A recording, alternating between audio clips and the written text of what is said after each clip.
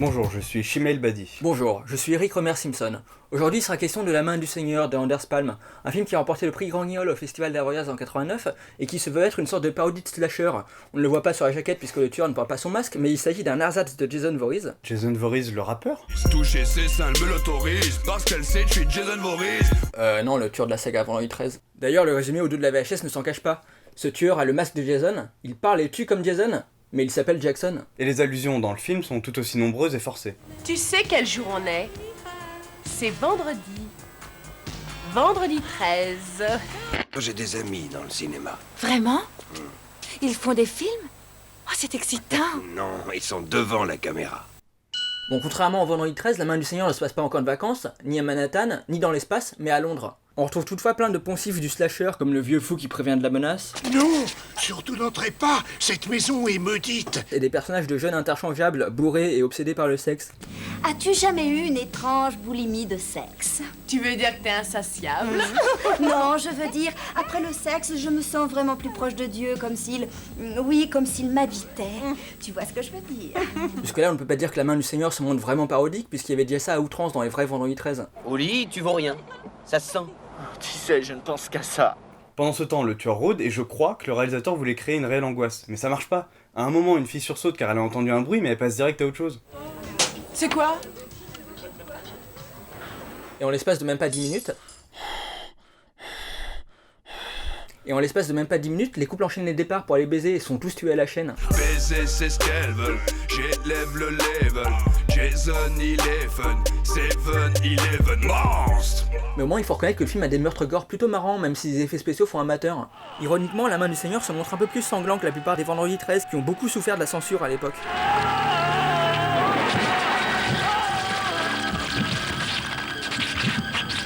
Pour rester dans la logique des jeunes à la lubricité excessive, une des filles propose à Jackson. elle propose à Jackson une petite gâterie. Tu veux que je te fasse une pipe? Et ça non plus, on l'a jamais vu dans Vendredi 13. Étrangement, il ne profite du corps de la demoiselle qu'une fois morte et c'est pour danser avec elle.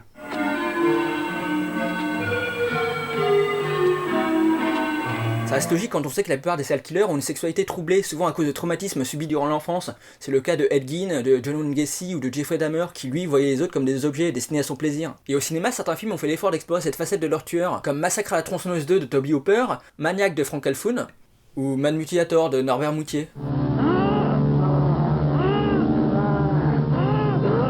C'est aussi un peu le cas dans La Main du Seigneur. La première fois que j'ai fait l'amour, eh bien c'était avec une cheftaine de camp. Elle était morte. Est-ce que c'est un viol si la personne est morte? Qu'il des mots qu'on sent. Bon, au vu de la pauvreté de sa vie sentimentale, Jackson se laisse attendrir par la première fille qui s'intéresse à lui, une aveugle qui croit que le tueur est son blind date. C'est difficile à dire si la scène est censée être comique car il y a ce silence et cette lenteur qui font penser que c'est censé être touchant. Enfin peut-être. Mais c'est surtout embarrassant et le doute persiste pendant tout le reste du film en fait. Les personnages se livrent l'un à l'autre, ils se récitent de la poésie, Jackson part même dans une dissertation sur la littérature. Les mémoires torturées de Manfred, cette énorme faute qui conduit celui-ci inévitablement vers son destin, on ne peut qu'admirer. Quoique, je récuse violemment les limites qu'il s'est involontairement octroyées. C'est grotesque mais sans que ça paraisse volontairement comique. Le jeu des acteurs est trop sobre, les dialogues sont trop longs et les réflexions trop poussées pour que ça se veuille drôle. On dirait que le scénariste Mark Cutford voulait vraiment approfondir les personnages et leurs relations, mais c'est impossible d'associer au film une seule intention ou de définir le ton. Par exemple, ce plan conclut une discussion à cœur ouvert, et le baiser est filmé de façon romantique. Alors pourquoi ces bruitages exagérés? La seule scène identifiable comme véritablement comique, c'est celle-là. Dis-moi ce qu'il te faut. Espèce de sale putain, tu me supplies de ne pas te corriger, mais je dois te punir. Tu as été une très vilaine fille. Au passage, vous avez peut-être reconnu la voix, c'est celle de Daniel Beretta, le doubleur français de Schwarzenegger. Ne dérangez pas mon ami. Il est mort de fatigue. Même si Jackson a trouvé l'amour, il continue de souffrir du regard des autres. Ayant un visage difforme, il est obligé de porter un masque au quotidien. Ils se moquent de moi. Ils sont bêtes, Jackson, laisse tomber. Si je leur tranchais la gorge, ils cesseraient sûrement de ricaner. Mais pourquoi il porterait pas un masque un peu plus ordinaire? Au final, c'est sa copine qui se met à porter le même masque que lui. D'ailleurs, bizarrement, ce n'est pas un masque de hockey comme Jason, mais une réplique du masque de Lord Among Us dans Mad Max 2. Jackson fait quand même très peu d'efforts. Il avoue avoir été martyrisé quand il était enfant et justifie ses meurtres par cet ostracisme dont il a été victime. Mais on dirait qu'il s'exclut lui-même des autres, en s'abstenant de parler quand on lui adresse la parole par exemple. Trinquez au moins. Vous avez un problème? Quelque chose vous gêne peut-être? Bah ouais, mais c'est pas tous les jours facile d'être un monstre. Pourquoi, il y a des jours où c'est facile? Le film rajoute une couche de drame avec le père de Jackson qui veut tout le temps le ramener à ses conditions de tueur. Peut-être qu'il est là pour représenter son tiraillement intérieur. Il incarne sa face sombre qui l'empêche de trouver le bonheur. Tuer des innocents ne m'intéresse plus. J'abandonne. Tu abandonnes? Non mais tu délires. Tu es un tueur psychopathe, mon fils. Ta famille s'enorgueillit depuis des générations. Il y a une certaine fatalité, Jackson se dit piégé, forcé à tuer, une allusion à toutes ces suites qu'a connues la saga des Vendredi 13 au fil des années 80, il y avait pratiquement un film par an, une décision évidemment motivée uniquement par le profit. Mais s'il y a quelqu'un à qui on n'a pas demandé son avis, c'est Jason, et s'il ne voulait pas continuer à tuer? La main du Seigneur lui donne en quelque sorte la parole pour une fois.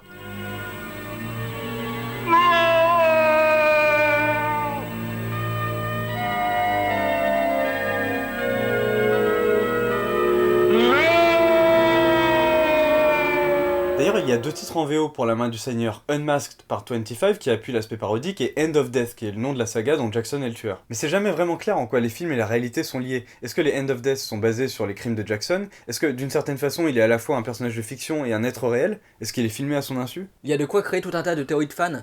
Sauf qu'il n'y a pas de quoi être fan de La Main du Seigneur, surtout que sur la fin ça devient beaucoup trop long, c'est confus et les morts sont moins fun. Si seulement il se passait quelque chose, tout est si monotone. La Main du Seigneur est vraiment très étrange. C'est pas réellement un mauvais film, mais c'est pas une réussite non plus. Il y a des idées intéressantes, mais on sait pas ce que le réalisateur a voulu faire. On sait pas si c'est une comédie, un drame existentiel, de l'horreur, une romance. Il y a un peu de tous ces genres à la fois, et du coup le film n'en appartient à aucun. Faut croire que, contrairement à Jackson, Anderspan n'a pas su trancher.